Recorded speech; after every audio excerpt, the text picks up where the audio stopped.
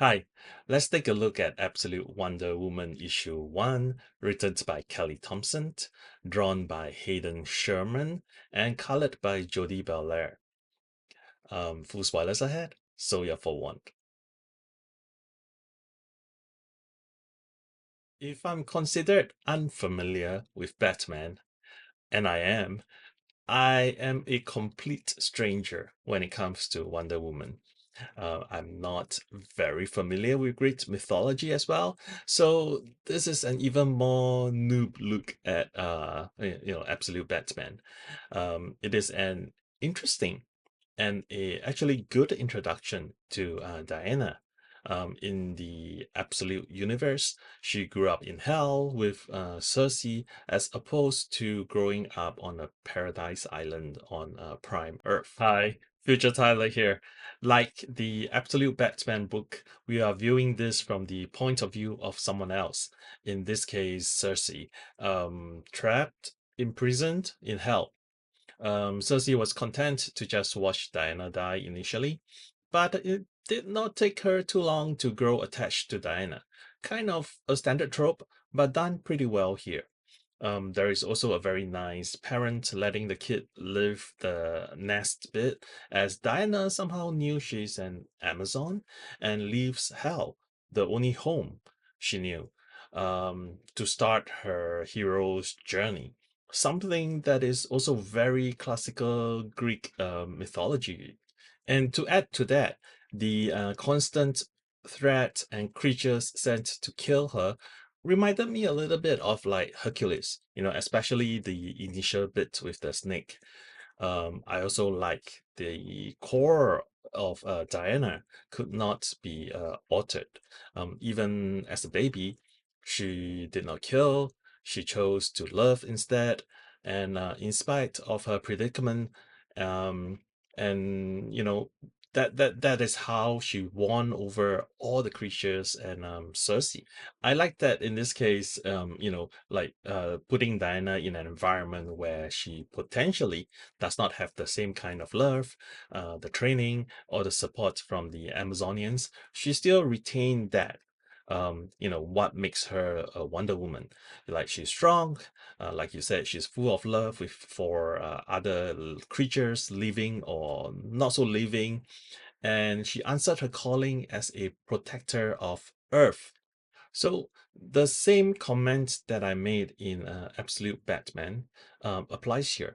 It is not quite clear as to how and if Darkseid had anything to do with the change.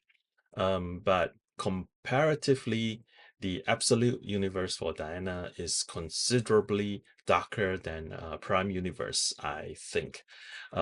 Whereas in Batman, given how grimdark the Prime Universe Batman is, Absolute Batman does not feel that much darker.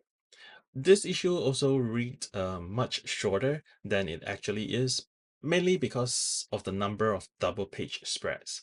Well, I mean, if it felt shorter if you simply read the words without pausing to admire the art or look at the details, which is a nice segue to the next section.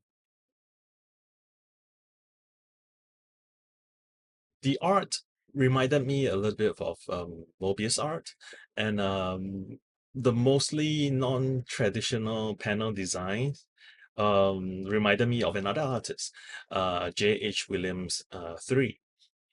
Both great influences to have, I think.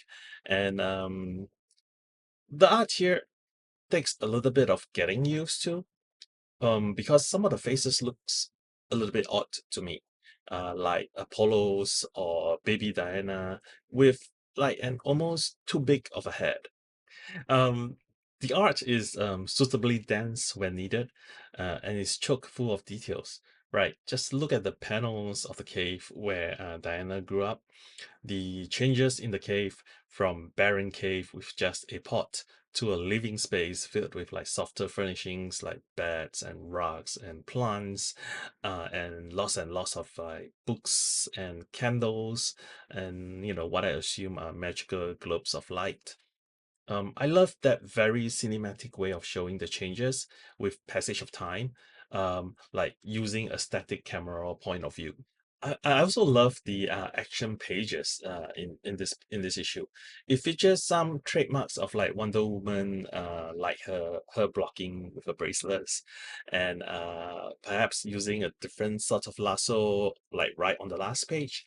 Um, and also showing her casting spells and using a large sword, like a really large one.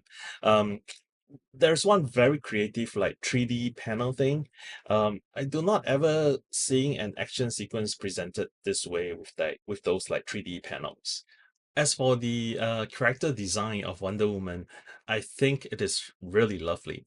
It fits the darker nature of her origins, and yet retains some very recognizable parts of what we have come to expect of a Wonder Woman outfit.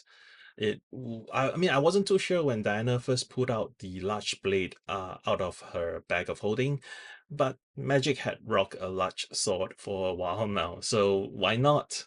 Um, I like how ridiculously large it is. I also love her skeletal Pegasus, matching the Hell theme. Overall, this is a good issue one. It has Diana's origin, it has action, and it is the start of her hero's journey. It is very noob friendly, which ultimately is the goal of this line of books, to bring in new readers to the DC universe. I would rate this a 3.75 out of 5. I agree. So pick this up if you are like me, a DC noob. I'm not sure how long-time readers feel about this, but if you are watching this, drop us a comment below. If you enjoy this video, please take a moment to hit the like button and subscribe if you have not already done so. Please also share this with your friends. Thanks, and Tyler Tyler out. out.